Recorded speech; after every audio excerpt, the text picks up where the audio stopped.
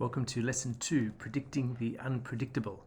And this is the second part of Unit 4, which is the planning action, that third step in the four-step process. So today we're going to come back to this diagram of the jigsaw puzzle with those 6 kind of categories of risk that have been introduced. Presented as a jigsaw puzzle with the idea that they all kind of are interlocking and interdependent, right? So even though we look at them as kind of separate components, of course in kind of our complex world, particularly complex kind of social world, all of those components are going to kind of interlock and affect each other. But for our analysis and our planning, it's kind of necessary that we have a look at them kind of independently. All right, so the first question that we're going to look at is this: what do risk and confidence have to do with each other? Which is, as we go through life, we're always facing this uncertainty, as we've talked about, and like on the other side of the uncertainty and risk is confidence, right? Because as says in the little caption there, you only know what you can do by doing it, right? And I'm going to look at 2 examples in this lesson. One is about intellectual risk, which is about ways of thinking, and the other one is about identity risk, which is about that sense of self. All right. So the first one is this idea of thinking, and this is one that's not. I guess it doesn't come up in my conversations at school as much as I wish it did, I guess, from parents. So I think it's really important for us all to really consider carefully like the way that we're thinking, particularly when we're looking at something like trying to encourage our children to be open-minded, for example, and to consider somebody else's point of view, even when it conflicts with our own, which it is a risk, right? If you open yourself up to consider somebody else's way of looking at the world, there's a risk because it breeds a little bit of uncertainty within ourselves. So we kind of have to be confident enough to be able to do this. All right. So even though when we think about confidence, it's a little bit more, a little bit easier to consider it in terms of the physical risk. If we do something once, we know we can do it again. We know that's part of all sort of physical training. Also, social risk. If you when you're kind of courageous enough to go and talk to some people, and after you talk to them for a little while, you can do it. You build that confidence. But thinking is also something that's really requires us to build our confidence in considering alternate points of view, and it's also something that we can plan for. All right. So this idea that the other side of experience is where we find our confidence, which is one of the reasons we want to be really proactive in approaching uncertainty and risk, because we want to generate that experience, because we know that's going to help us generate our confidence, and that confidence is going to help us become more independent, or help our children to become more independent. So my example today is the problem with these eggs. Now, if you look at them, I don't know if you can see anything that may be problematic about them, but these all came from a middle school garden that I was involved in, and we had about 20 chickens, right, and a couple of pigs for a little while too. But we won't go into the pig saga. So these eggs, and you can notice that the different colours, the different types of chickens lay different coloured eggs, basically. And you can see at this stage there was some chickens with kind of darker feathers that laid the greener eggs, and then 2 types of I forget the types, the actual categories or the names of chickens. But anyway, we had a few different types, and we had all these lovely eggs, beautiful eggs. This is a basket that used to sit on my desk in my office at school, and the students would go down at lunchtimes and collect the eggs and bring them back up. We would take lunch scraps, all of the students' lunch, all of the leftovers, would take them down in a bucket, and would kind of give it, spread it out on the ground, the chickens would eat it, and it would be miraculously recycled and repackaged and gifted back to us in the form of these lovely little eggs. All right, so it's really quite an amazing process when you kind of think about it in terms of the recycling of waste. Right, so the students really love that part of it. But the problem with these eggs is that we had quite a few students, and this was kind of surprising to me, who would not eat these eggs.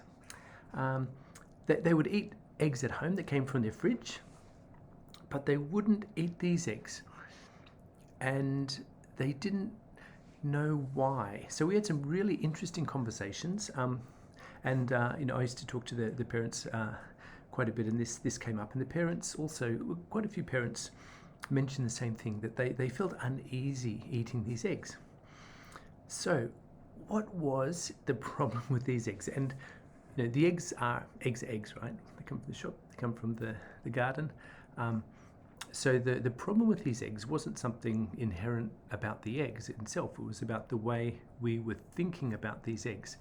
And the problem with these eggs was, again, not so much the eggs, it was that they had, or I guess, an indication of a disconnect between our thinking of food from farm to table. All right, we I guess kind of it was an indication that some of the students involved had kind of lost touch about the real origins of these eggs. And even though we know in the rational parts of our brain that these eggs originate from a chicken, it's kind of common sense. People kind of understand that, even though there's duck's eggs and emu eggs, etc. But we knew these were chicken eggs. They knew that the ones that were in their fridge at home came from a chicken as well. But why the problem with these particular ones? It turns out that the answer to our problem, or the answer to our question, is here sitting on my shoulder, one of our hens, who had a really interesting story too. It was actually one of two hens that was saved from a mongoose by a pig. So there was lots of really interesting kind of happenings in this garden. But anyway, the students would work a lot with our with the hens at at lunchtimes. They'd collect the eggs, they'd clean up after them, they would pat them, and really had a nice relationship. So there was something about their knowing the chickens that made them uncomfortable, which is really interesting, because we weren't it wasn't fried chicken. The eggs were from the hens themselves. So the students wanted to kind of get over this. The ones that knew they felt uncomfortable kind of recognized this, which was, I think, a first really valuable part of it. But we did, well, when I say we did, I did kind of recognize this as kind of an intellectual risk, that they would maintain this disconnect between what they eat and the origins, that kind of farm to table process that they should have been kind of really conscious of and aware of. And we're not talking about being vegetarians because they didn't like killing animals. We're talking about here just this feeling of uncomfortableness because they knew the chicken. Right? So we put in a bit of a plan. It had three parts. The first part was just basically spending the time with the chickens, which they were already doing, but they were taking a note of the input, right? The food that the chickens were eating, and which ultimately would become the egg, right? And it was, all really healthy food. It was all salads and just all of the things that the students were eating themselves, right? And directly, there was no storage. It was really fresh and really varied, really balanced. As well, these chickens ate insects and everything, grass and as well. But they had a really, really healthy diet, a really varied diet. And the hens themselves were really healthy. And, so that was the first part of the plan, just taking note of, what the chickens are actually consuming, because that's actually what the eggs were going to be. So kind of coming at it from that sort of more of a rational perspective. And the chickens also had they were kind of free range, which I'll talk about in a second. But they were outside. They had quite a like as a chicken's life goes. I think this was it was. It's hard to gauge the happiness of a chicken, but they seemed to they had a lot of freedom and lots of food. And we didn't eat any of these chickens. Some of the chickens were a little bit older and stopped laying, so we treated our property like a retirement home for them. There was no pot at the end of the road for these chickens. So that was plan one, just spending time and just being aware of the sort of life they had, the sort of food that they were eating. All right. And the second part was to do a bit of a comparison between the store-bought eggs and the eggs that we were getting. So, like I said, at lunchtimes we used to eat eggs down in the garden on a little burner. So we did some kind of observations, just cracking our store-bought eggs and then the garden eggs, just to have a look at the difference. And we also located, or the students actually were a little bit more aware of the type of eggs and the sort of labels that they would see, like free range eggs or uncaged birds or things like that. Nowhere the packaging said battery hen, right? Because that's connotation. So if there was no packaging or no explanation that it was a kind of free range or partial free range, then we will probably assume it's a battery hen. So through this process of the comparison, they did notice that the yolks of our chickens were brighter and more yellow, more colourful, which is a good sign than the store-bought ones, right? So we and even though the students didn't seem to be able to taste a lot of difference, the eggs looked a little bit different, and we were assuming that's because of their really kind of healthy diet. So that was the second part of this plan, was just this comparison between the store-bought and our garden eggs. And the last bit was just to kind of tie this together and doing a little bit of research on the particularly kind of factory farming methods and the origins of some of the chicken or the eggs that the children were eating. A lot of parents actually did try to, at least when they were shopping, look for kind of more free range or uncaged bird eggs for different reasons, which was really positive as well. So that was the third part, just doing this research, and the students were a little bit horrified when they read some of the literature about conditions in kind of some mass-produced farm processes, I guess, which is was a really important part as well. So I think through this process, I guess one of it was just being a little bit more aware of their own reaction to the eggs, and why was that so, and also through this plan we were able to kind of challenge their thinking a little bit, so they were able to think a little bit differently, because this disconnect between the farm and the table, I would classify as a bit of an intellectual risk, right? We want to at least be a little bit realistic about what we're eating. If we're eating pork, we want to know that at some stage there was a pig running around, or maybe not running around, unfortunately, but we want to realize that it came from a living animal, right? And so that awareness of farm to table and the realities of that, really important for people's thinking. And this was just a way for us to, we had a small plan in order to kind of challenge the students' existing ways of thinking, to try to look at something from a different perspective. And it was kind of successful, and it took a while, but really successful outcomes, I think, in helping the students to think about these, not only the eggs but the chickens in a little bit of a different way. So anyway, I'd recommend getting a couple of backyard hens to anyone. Great animals to have around. And as you can see, this one, looking very protective on my shoulder, had a really interesting story. So whenever you're involved with animals, it's always kind of interesting adventures and lots of learning. The second example I'd like to give is one of a cycling trip with students.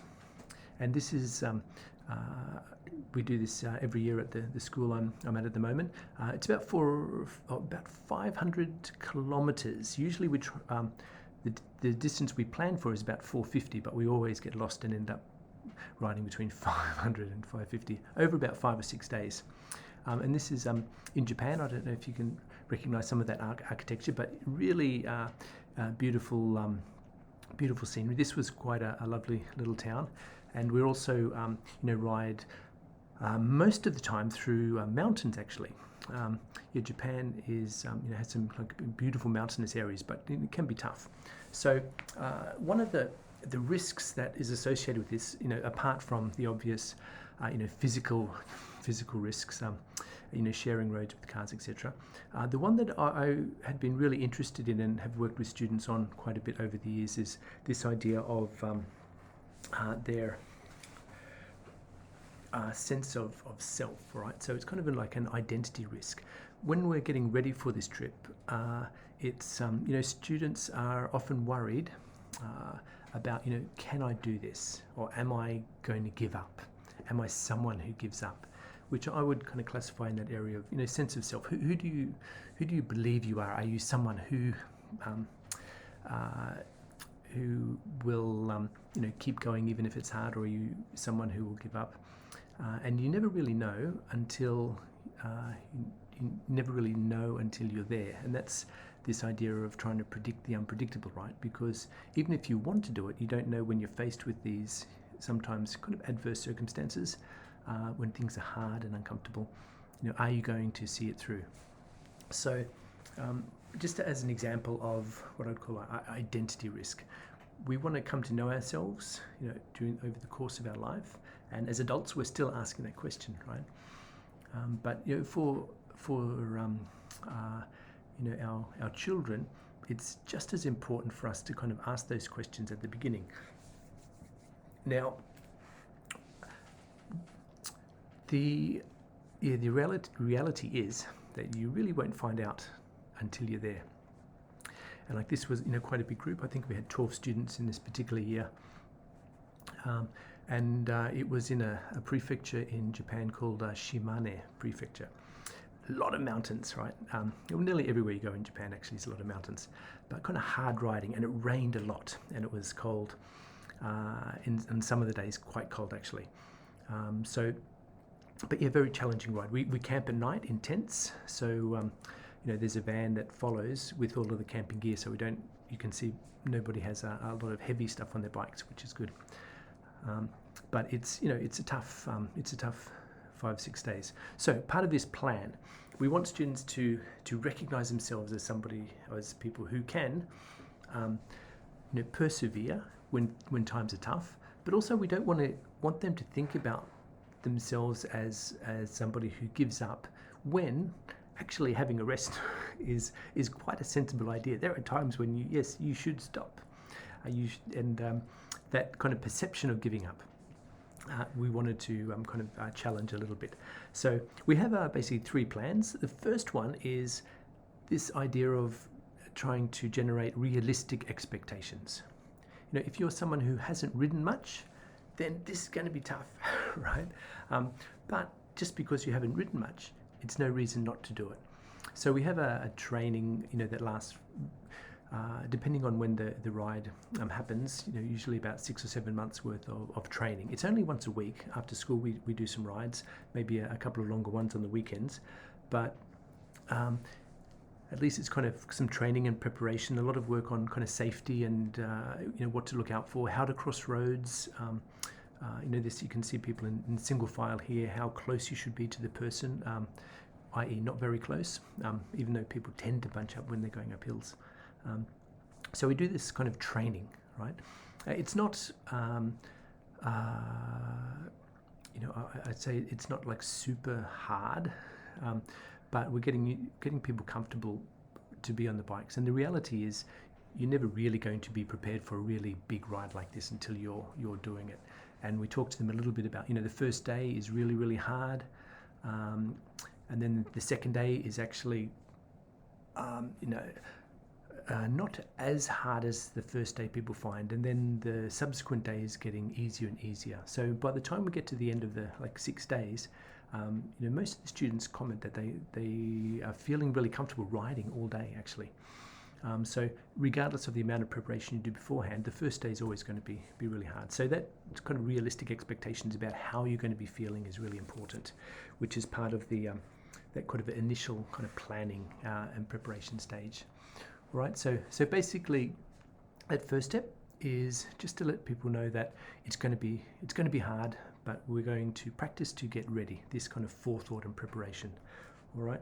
The second part is to we make sure that there's a safety mechanism within the trip, right? And that for us is the van. If somebody is really tired, they're experiencing a day where they're having getting cramps, or they're just exhausted, or they're getting kind of hypothermia or whatever happens when you're riding in the rain, the van comes, pick you up, and to go in the van and have a rest in the van is not giving up, right? So we try to make this distinction. Even though the students, their goal is to try to ride the whole time, if you need to have a rest because of some reason, it's smart to look after yourself, right? So just trying to redefine that idea of what's giving up and what's being realistic and looking after yourself. So and there's always a couple of teachers. I always go on the ride just because I'm terrified of accidents, right? But this idea of having some sort of like a safety mechanism, I guess, where people can, if they are feeling like this is kind of too much, then they can have a rest. And and if that's the whole trip, that's fine. But what we see normally happen is somebody might get out of the rain, get in the van, or have a rest, have a sleep, whatever, for maybe half an hour or so, and then the van usually kind of leapfrogs the group. That'll go ahead maybe 40-50 kilometers, and everyone will catch it, and then they'll just keep riding again. So just being getting them aware that they can moderate their comfort zones, right? And it's okay to look after yourself and take a rest. So that's the second kind of part. And the third part is also another kind of a safety mechanism, I guess, is for the last rider is always super slow. So no matter how bad you're riding, you're always going to be in front of the last person, which is actually me. All right. So we in single file, I'm always the last person because we can't have anyone getting lost, right? If I get lost, that's fine. I can find my way home. But as long as I'm there, nobody can go. Nobody is slower than me. So I'm, oftentimes, if there's someone who's struggling through a kind of a hard time, we'll just, we fall back and we just ride kind of, we just go slow and steady. We stop and rest. The group will always wait for us.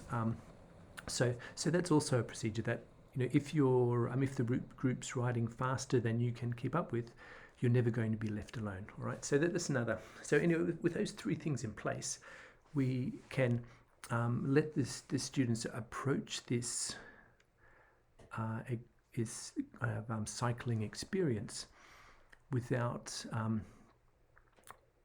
while they're trying to define who they are as a person, particularly this idea of giving up, and being able to get them to think about themselves as someone who is prepared to make a challenge, but is also prepared enough to make realistic expectations and to plan so that they are able to go into the experience with confidence, right?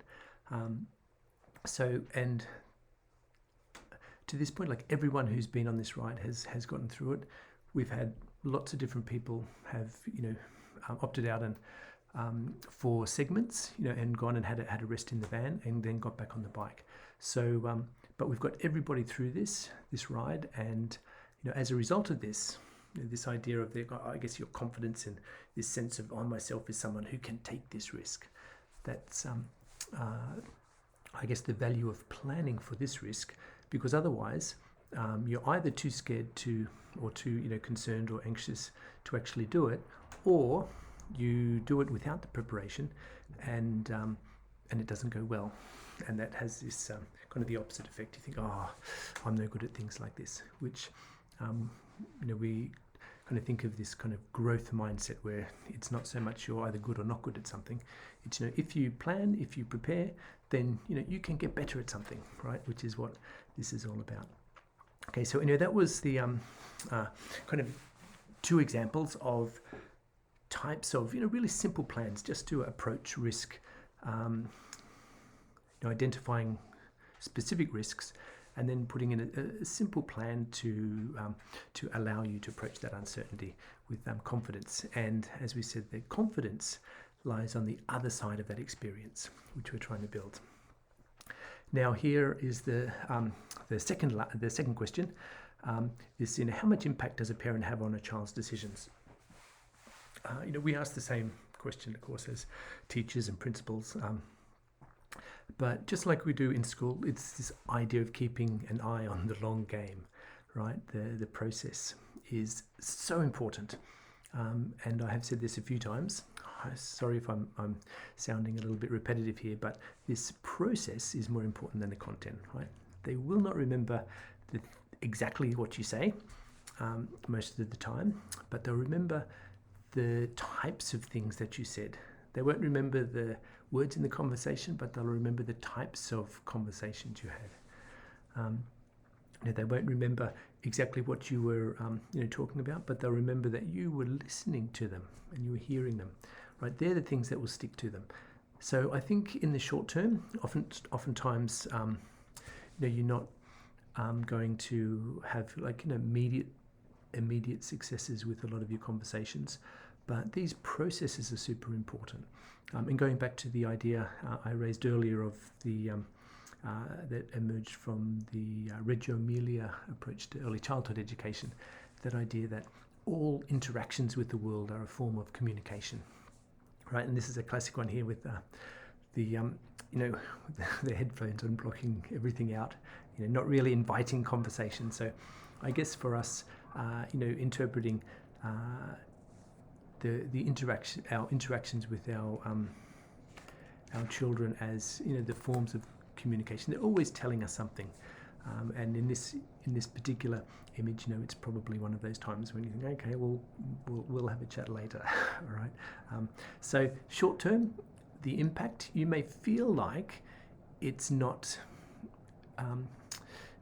very successful, but long term, the way that you interact with the child, the process that you go through, for example, these 4 steps, if you're talking about these 4 steps, that process will stay with them, right? Even if the details, will be lost over time.